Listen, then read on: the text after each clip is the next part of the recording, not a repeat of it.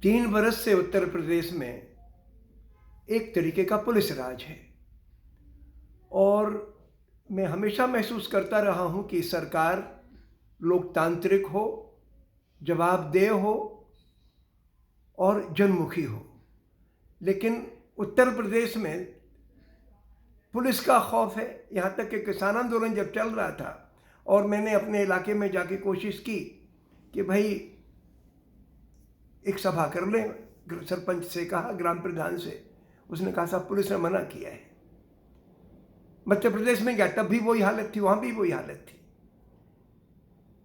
और फिर मैं कैराना के इलाके में घूम रहा था तो वहां पता लगा कि बहुत सारी फेक एनकाउंटर्स में लोगों को गोलियां मारी गई हैं। बहुत सारे लोगों को जो सच्ची बात कहते हैं, दंगा या जो जुल्म के पीड़ित हैं, उनको देखने कोई पत्रकार जाते हैं, उनको गिरफ्तार कर लिया जाता है, उन पर देशद्रोह का मुकदमा लगा दिया जाता है। इस तरीके का पुलिस राज है। तो मेरी मंशा थी कि उत्तर प्रदेश की हुकूमत की आंखें खुलनी चाहिए, उसको अपना फर्ज याद दिलाया जाना चाहिए। तो मैंने पर्चे बांटे, लखनऊ में, कैराना में, कांधला में, गाजियाबाद में, कई जगह मैंने ये काम किया। और मेरी इच्छा है कि अगर सरकार का रवैया फौरन नहीं बदलता है तो इसको उखाड़ा जाए।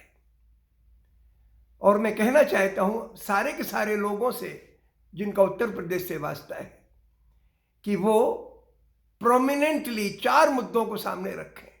पहला मुद्दा कि पुलिस राज से आजादी चाहिए। दूसरा, जनप्रतिनिधियों की आवाज चाहिए। आज तो उत्तर प्रदेश का और प्रधानमंत्री के आवास का जो काम है वो पीएमओ चलाता है, आईएएस अफसर चलाते हैं। एमएलए एमपी की कोई वक़्त नहीं है, सरपंच, गांव के सरपंच की कोई वक़्त नहीं है। ये जो पीएमओ और आईएएस अफसर हैं, ये सारा का सारा पुलिस और प्रशासन के जरिए आतंक पैदा करते हैं। सत्तारूढ़ से दल जुड़े हुए लोगों को का जो एक गुट है, उनको तो सराखों पे लेते हैं, लेकिन बाकी सारे के सारे लोगों को आतंकित करते हैं। कोई सच्ची बात कहता है तो उसको देशद्रोही की धाराएं लगा के जेल में डालते हैं या डराते हैं, खौफ पैदा करते हैं। इनके द्वारा समर्थित आतंकवादी संगठन या आतंकवादी लोगों का लिंचिंग करते हैं। तो दूसरा मसला कि हमारे जनप्रतिनिधियों के हाथ में ताकत आए। तीसरी बात, इस हुकूमत ने जितने भी कायदे कानून बनाए, ज्यादातर संपन्न कॉरपोरेट सेक्टर को दिमाग में रख के बनाए। किसानों, मजदूरों, दस्तकारों, कारीगरों, शिक्षकों, छोटे कारोबारियों का कोई स्थान नहीं है।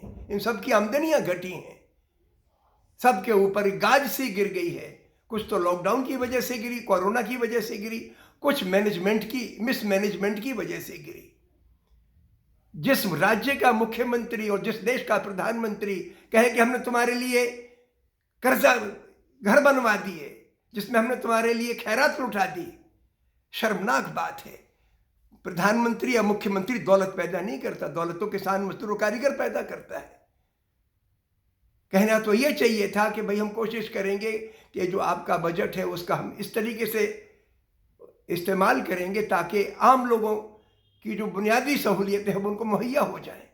लेकिन ये तो ऐसे जाहिर करते हैं जैसे कि दौलत पैदा ये करते हैं, बाकी सब भिखारी।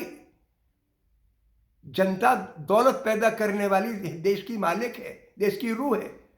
तो तीसरी बात मैं चाहता हूं कि हमारी इकोनॉमी का, हमारी हुकूमत का फोकस अवाम हो, उनका सम्मान हो, उनको खैरात और भिखारी ना बनाया जाए। चौथी बात मैं चाहता हूं कि सारे के सारे लोग शिक्षा को केंद्र में लाएं। शिक्षा बंद है, 80% बच्चों की पढ़ाई बंद है, कॉलेज बंद है। कॉलेज बंद होने से 2 नुकसान, एक तो पढ़ाई का स्तर 0 हो गया। मैं तमाम कॉलेजों में लेक्चर देने के लिए गया तो उनको 2 साल की पढ़ाई लगभग 0 रही। एमएससी के बच्चों को बीएससी का पता नहीं, बीएससी के बच्चों को 11वीं 12वीं का पता नहीं। लिहाजा उनकी पढ़ाई में बहुत दिक्कत आ गई है। और दूसरा मुश्किल ये हुई कि ज़्यादातर समय यूनिवर्सिटी चूंकि बंद रहती हैं, तो देश में जो भी नई शिक्षा नीति आई, इतने सरकार ने गलत गलत फैसले लिए, कश्मीर से लेके सीएए और तमाम दूसरी चीज़ों पर, और तमाम अभी चल ही रहे हैं, उन पे कोई आवाज़ नहीं उठ सकती क्योंकि कैंपस में विद्यार्थी जा नहीं पाते, इकट्ठे हो नहीं सकते। तो ये बहुत बड़ा नुकसान, शिक्षा का कबाड़ा किया, रोजगार तो मिट्टी में मिला दिए। और आखिरी बात, किसान आंदोलन चला 1 साल, सरकार ने सद्बुद्धि का परिचय दिया कि 1 साल बाद ही उनका अकल आई, लेकिन चलो उन्होंने आंदोलन वापिस, अपने कानून, काले कानून वापिस ले लिए। लेकिन बाद में जो उनको कहा गया कि भाई हम एमएसपी, खास तौर से एमएसपी, न्यूनतम समर्थन मूल्य देंगे, उस पर सरकार लिथार्जी बरत रही है, ना के बराबर कोई एक्टिविटी है। तो किसानों को फिर से खड़ा होना पड़ रहा है। मैं चाहता हूं कि देश के किसान और मजदूर एक दूसरे के हितों को समझें और नफरत को भुला के काम करें। आखिरी बात, पिछले 2-3 महीने में अयोध्या पर प्रधानमंत्री का जाना, ये गंगा नहाने के लिए बनारस में जाना, और वो एक जो भी काशी विश्वनाथ मंदिर के आसपास निर्माण किया वगैरह वगैरह, कुछ तो ठीक है भाई, ठीक है, हर आदमी अपने श्रद्धा से जाता है, लेकिन उसमें सरकारी पैसे का खर्च करना और उसको ये दिखाना कि हम एक कम्युनिटी के साथ हैं, ये ठीक नहीं है। इससे हुआ ये है कि जब मैं पर्चे बांट रहा था तो ये हरिद्वार के सवाल पे, जिसमें कुछ साधुओं ने जहरीली बातें कही थी, तो ज़्यादातर लोगों को मेरी बात पसंद आई। मैं दादरी भी गया, कैराना गया, तमाम दिल्ली के इलाकों में मैंने पर्चे बांटे, हिंदू और मुस्लिम दोनों इलाकों में, कल गाजियाबाद में बांटे, सबको बात पसंद आई। लेकिन जो कुछ कट्टरपंथी लोग हैं, उन्होंने मेरे पर्चे फाड़ दिए। उनको आंखों में वही चीज़ जो साधु कम्युनिकेट कर रहे थे, जहरीले साधु, वो जहर उनकी आंखों में मैंने देखा।